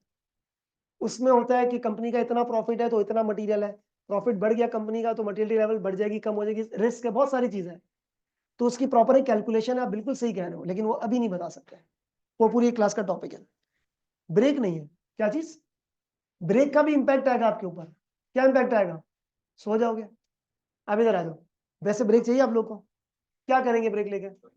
नहीं, फायदा नहीं आ रहा है सोना, क्यों सोना है? एक तो पब्लिक को सोने की पड़ी होती है, रमजान में भी सोना है, रमजान के अलावा भी सोना है, बस सोना है। अरे नहीं, सोते नहीं, इधर आओ इधर। ओए इधर इधर इधर, ऑडिटर क्या चीजें चेक करे, जल्दी बोले। अच्छा बोलोगे भी नहीं, ब्रेक नहीं दूंगा तो? ना बोलो, जल्दी बोलो, क्या चेक करते हैं, जल्दी बोले। एफएस प्लस एवरीथिंग, इसका इंपैक्ट आता है फाइनेंशियल स्टेटमेंट्स में, हाँ या ना? डन होगी कहानी? ओके, एग्जांपल क्या है? Internal control. इसका मतलब क्या है बेटा? इसका मतलब ये है कि ऑडिटर, अब यहाँ पे मैं यू लाइन लगाऊंगा, इसका मतलब ये है कि जो आपका ऑडिटर है वो दो किस्म के टेस्ट करता है, सॉरी ऑडिटर है ना, दो किस्म के टेस्ट परफॉर्म करता है। ऑडिटर परफॉर्म्स, क्या लिखा है? टू टेस्ट, दो टेस्ट परफॉर्म करता है ऑडिटर। कितने टेस्ट, जल्दी बोलो। दो टेस्ट। आप इसको फर्स्ट बोलोगे, इसको सेकंड बोलोगे। ऑडिटर फर्स्ट चेक करता है टीओसी। टीओसी का मतलब क्या होता है? Test of controls. और सेकंड नंबर पे मैंने फर्स्ट और सेकंड लिखा है, सेकंड नंबर पे ऑडिटर करता है ये सब्सटेंटिव टेस्ट। एक सेकेंड बेटा, इसको जरा पहले प्रोनाउंस करोगे, क्या लिखा हुआ है? Substantive test. मेरी बात सुनिएगा गौर से, इसका मतलब क्या होता है? सब्सटेंटिव टेस्ट का मतलब क्या होता है? गौर से सुनिएगा तवज्जो के साथ। आपने बचपन में, इधर सुने, कॉपी बाद में बेटा, कॉपी बाद में। आपने बचपन में FA1 FA2 F3 में कुछ अकाउंटिंग के बेसिक कॉन्सेप्ट्स पढ़े? Let me recap. Materiality, going concern, accruals, prudence, matching concept. उसमें एक और कॉन्सेप्ट होता है सब्सटेंस ओवर फॉर्म। क्या होता है इसका? सब्सटेंस ओवर फॉर्म पता है ना? आसान लैंग्वेज में, एक कानूनी हैसियत और एक कमर्शियल हैसियत, बेनिफिट कौन गेन कर रहा है? अकाउंटिंग कानूनी हैसियत को नहीं बिलीव करती, किसको बिलीव करती है? कमर्शियल हैसियत को। मिसाल के तौर पे बेटा, मिसाल के तौर पे ये AC है, मैंने इसको खरीदा नहीं है कैश देके, मैंने इसको लीजिंग कंपनी से किस्तों पे लिया है, लीज पर लिया है। किस पे लिया है? तो कानूनी हैसियत में ये एसेट किसका है? उस लेसर कंपनी का, यस और नो? लेकिन मैंने किस्तें देके, डाउन पेमेंट देके ये एसेट लिया है और इसका फायदा मैं उठा रहा हूं, जिसको इंग्लिश में आप इकोनॉमिक बेनिफिट कहते हो। तो अकाउंटिंग कहती है कानूनी हैसियत को साइड पर रखो, जो उस एसेट से फायदा नुकसान, नफा नुकसान ले रहा है वो अपनी बुक्स में रिकॉर्ड करेगा, हाँ या ना? तो मैं इसको लीज्ड एसेट के तौर पे बैलेंस शीट में दिखाऊंगा, यस और no? This is substance over form. Substance over form means that कोई भी आपके पास ट्रांजैक्शन होती है, एक उसकी लीगल हैसियत होती है कानूनी, और एक कौन सी हैसियत होती है? कमर्शियल हैसियत होती है, यस और नो? मैं हाँ या ना?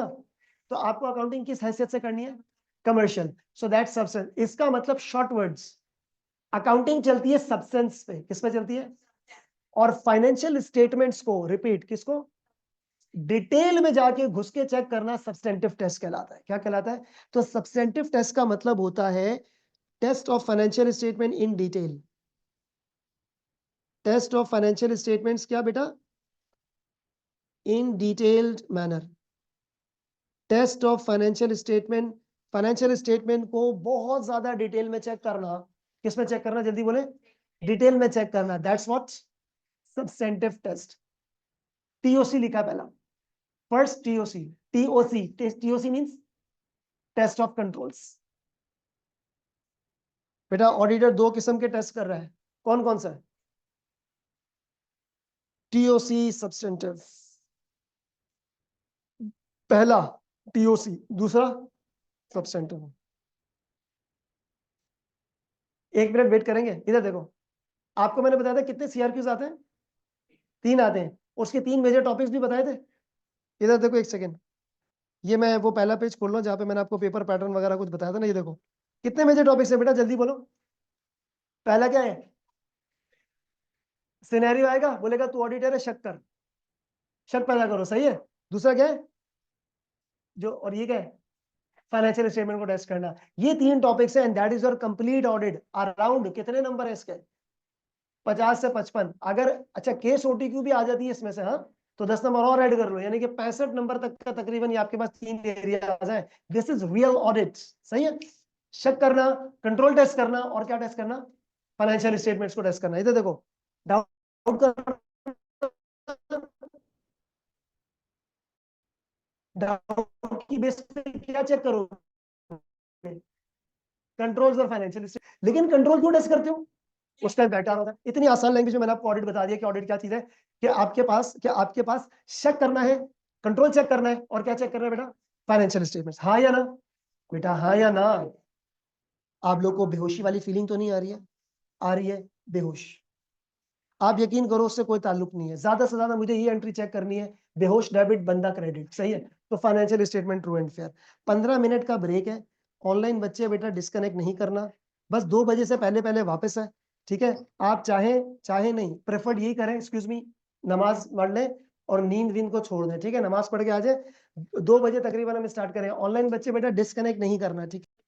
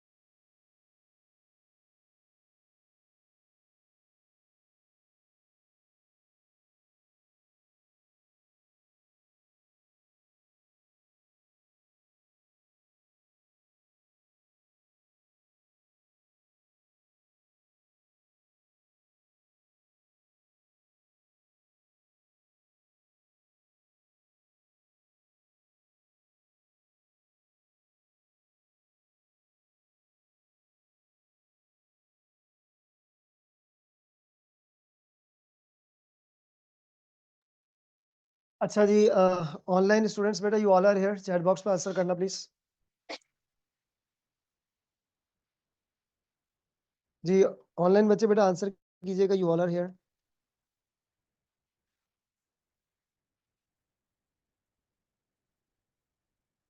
ठीक है, चले जी। अच्छा बेटा अब जरा इधर आ जाए, आपको मैंने क्या कहा था कि ऑडिटर कितने टेस्ट कर रहा है? दो। एक्सक्यूज मी, ऑडिटर परफॉर्म्स कितने टेस्ट बेटा? दो किस्म के टेस्ट करता है ऑडिटर। एक है, आवाज आ रही पीछे लास्ट में? एक है आपके पास कौन सा टेस्ट? Test of controls. और दूसरा आपके पास क्या है बेटा? Substantive testing. एक है आपके पास ऑडिटर जो कंट्रोल टेस्ट करता है, वो है आपके पास टेस्ट ऑफ कंट्रोल्स, और दूसरा आपके पास सब्सटेंटिव। अच्छा, सब्सटेंटिव का जो बेसिकली मतलब होता है, वो आपके पास क्या होता है? किसको डिटेल में चेक करना? फाइनेंशियल स्टेटमेंट्स को डिटेल में चेक करना, दैट्स व्हाट आपके पास सब्सटेंटिव। और कंट्रोल्स जो है वो मैंने आपको बता दिए, ठीक है। एक मिनट जरा वेट कीजिएगा। अच्छा ऑनलाइन बच्चे आप लोगों को क्या चाहिए? नोट्स का लिंक चाहिए? जस्ट अ मिनट में अभी आपको शेयर कर देता हूँ, एक मिनट दीजिएगा।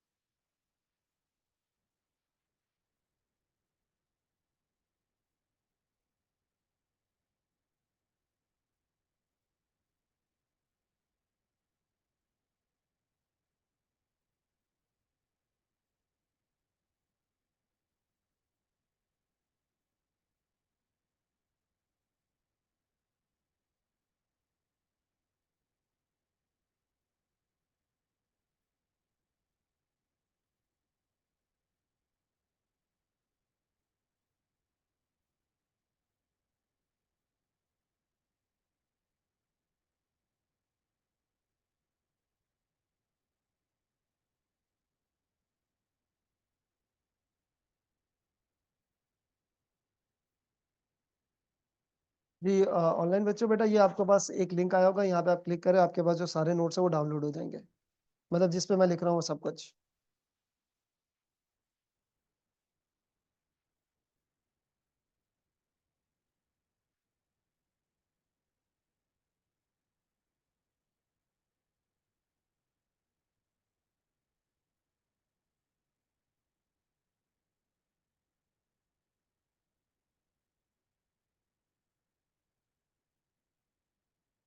चले जी, now excuse me, back to the topic. और ऑडिटर बेटा कितनी किस्म के टेस्ट परफॉर्म कर रहा है बताइएगा जरा? दो किस्म के टेस्ट ऑडिटर जो है ना वो परफॉर्म कर रहा है। एक क्या है आपके पास? टेस्ट ऑफ कंट्रोल्स, और दूसरा क्या है आपके पास? सब्सटेंटिव। अच्छा, टेस्ट ऑफ कंट्रोल्स का मतलब होता है कि ऑडिटर ने इंटरनल कंट्रोल्स को टेस्ट करना है। किसको टेस्ट करना है? और फिर उसके बाद फाइनेंशियल स्टेटमेंट्स को डिटेल में जाके देखना है। और एफएस को डिटेल में जाके चेक करने को क्या कहते हैं? सब्सटेंटिव। क्यों सब्सटेंटिव कहते हैं? क्योंकि आपके पास जो फाइनेंशियल स्टेटमेंट्स है वो किस बेस पे बनती है? वो आपके पास किस बेस पे बनती है बेटा? Substantive, sorry success over form की बेस पे बन रही होती है, सही है। तो आप लोगों ने यहाँ पर लिखा कि ऑडिटर दो किस्म के टेस्ट को परफॉर्म कर रहा है। एक कौन सा टेस्ट है आपके पास? टेस्ट ऑफ कंट्रोल, और दूसरा क्या आपके पास? सब्सटेंटिव टेस्टिंग, ठीक है। अच्छा अब राइट साइड पे, लेफ्ट साइड पे आपने लिखा था टीओसी एंड सब्सटेंटिव, ठीक है। एक मिनट यार इसके,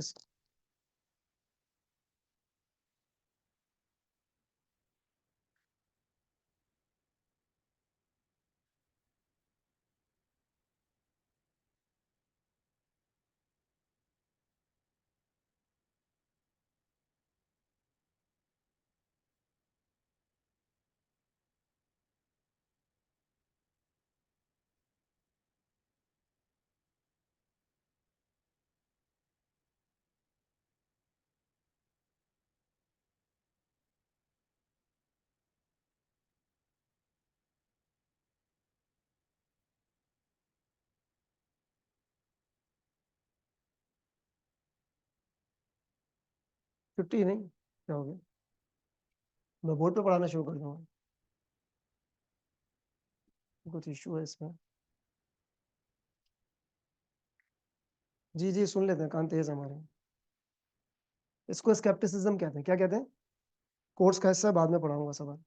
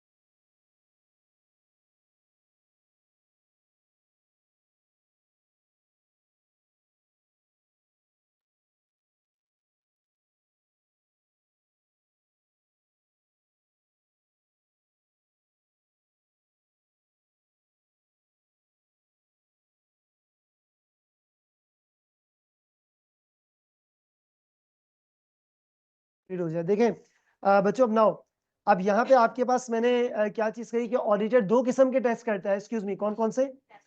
टेस्ट ऑफ कंट्रोल्स और सब्सटेंटिव। ठीक है, अब ये जो आपने लाइन लगाई है राइट साइड पे जो आपके पास स्पेस है, यहां पर अब आप नोट करके लिखोगे। क्या करके लिखोगे? नोट करके। अच्छा, नोट करके एक लाइन है, मैं ये अज्यूम कर रहा हूं प्रैक्टिकली आप भी अज्यूम करना कि आपने ऑडिटर ने टेस्ट ऑफ कंट्रोल्स कर लिया है।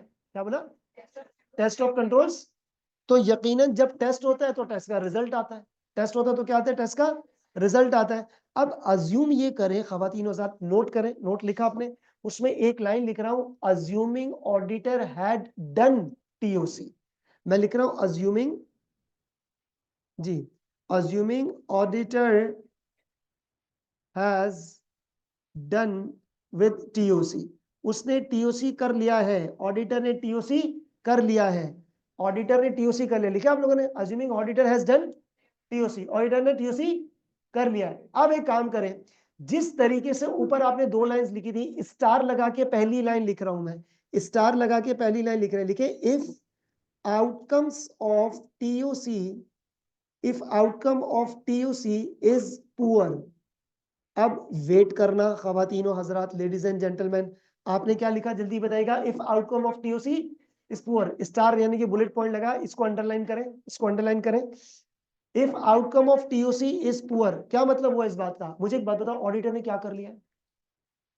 कर लिया, डन। ये एक आपने मेन लाइन लिखी है, उसके नीचे बुलेट पॉइंट्स लगा के आपने एक लाइन लिखी, क्या लिखा है? If outcome of TOC is, बस। अब मुझे एक बात बताओ, बेशक यू कैन रेफर ऊपर जो आपने लिखा है, अगर टेस्ट ऑफ कंट्रोल्स का आउटकम बुरा है, टेस्ट ऑफ कंट्रोल का आउटकम, आप कौन क्या कर चुके हो? टीओसी कर चुके हो, टीओसी कर चुके हो, क्या नतीजा आया? आपने बोला सर अली साहब के कंट्रोल्स अच्छे नहीं है, सुनो। तो मुझे एक बात बताओ, कौन सी परसेप्शन डेवलप होगी कि एफएस में गड़बड़ के चांसेस ज्यादा है, यस और नो? अब एक सवाल, सोचा था आपने थोड़ी देर पहले, रियल प्रैक्टिकल ऑडिट में आपने थोड़ी देर पहले सोचा था यार मैं 50% सैंपल लूंगा, कितना लूंगा? टीओसी किया, बेकार कंट्रोल। क्या अब 50% सैंपल लोगे या ज्यादा करोगे? ज्यादा। क्यों? कंट्रोल्स बेकार, कंट्रोल्स बेकार।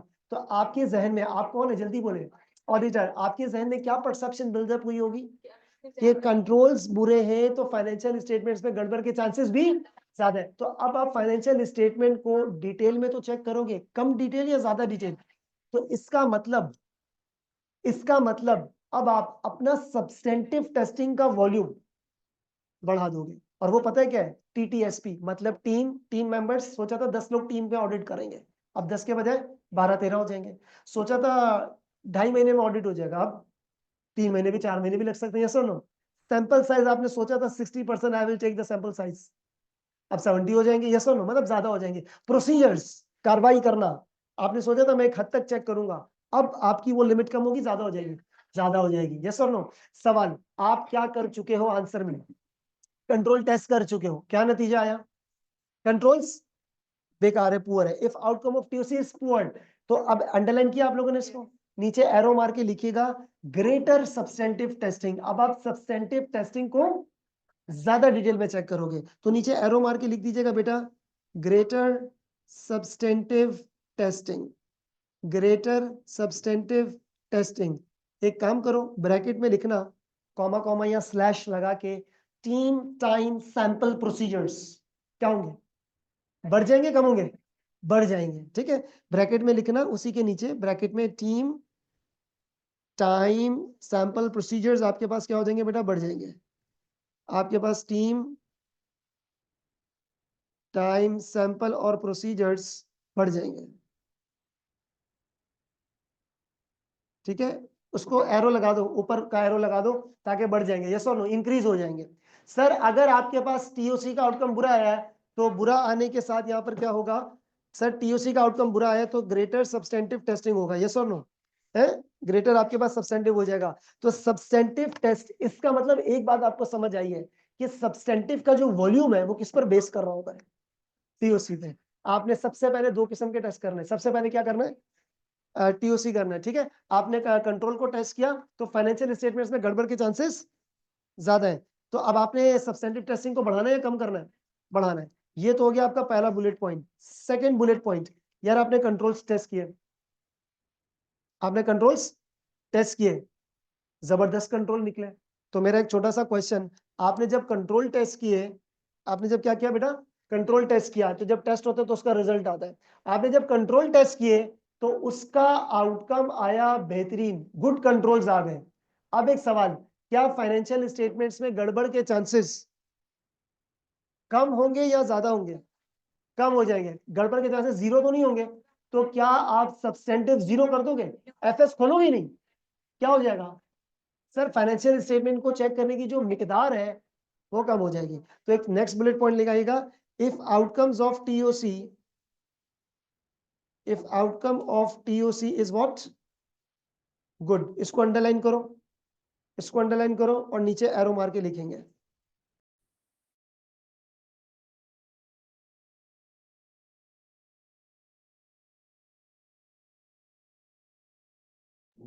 अच्छा जी बेटा, इफ आउटकम ऑफ टीओसी क्या लिखा आपने?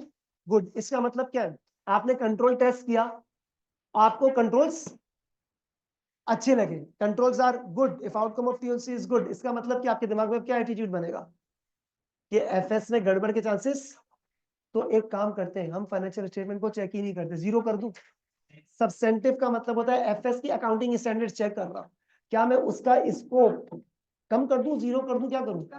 जीरो तो नहीं करेंगे, तो करने क्या आयो? यस और नो, कम कर देंगे। तो नीचे एरो मार के लिखिएगा बेटा, less substantive testing, less substantive testing bracket में लिख दीजिएगा। यही तुम्हारा टीटीएसपी यानी कि team, time, sample and procedures क्या हो जाएंगे बताइएगा? कम हो जाएंगे। ये छोटी सी चीज आज की ये थी। ये थोड़ा सा ये टेक्निकल इशू आ रहा है, इसको भी हम जरा रिजॉल्व कर देते हैं। आज यहीं तक रखते हैं। एक्सक्यूज मी, आप बच्चों को पता है नेक्स्ट क्लास कब है? कल कितने बजे?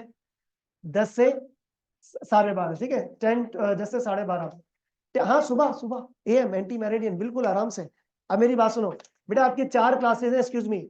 मंडे ट्यूसडे ये 12 से 2:30, थर्सडे आज कितने बजे? 12 से 2:30, और फ्राइडे 10 से 12:30, ठीक है। 10 से 12:30 आपके पास टाइम है कल। और इधर छुट्टी उट्टी नहीं कर लेना भाई, सुबह तो क्या हो गया, ठीक है। पढ़ना आपका अपना पेपर है। चले जी, कल 10 बजे मुलाकात होती है बच्चों। अल्लाह हाफिज। और भाई फिजिकल स्टूडेंट जितने भी हैं यहाँ पर, आप मेक श्योर आपके पास नोटबुक लेट हो, ठीक है। ये देख लो, बाकी कुछ स्टूडेंट्स के पास है, फोटोकॉपी शॉप से लेकर आएगा, ठीक है। चले बाय बाय, खुदा हाफिज, टाटा।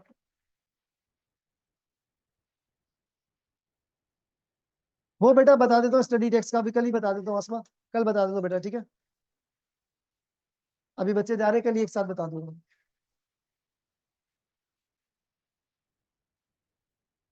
ये लो, एक मिनट बस, एक मिनट बेटा, ये देख लो जिसको ऊपर वाला पोर्शन देखना है, और साहिल भी देखने के बाद मुझे बता देना, ठीक है।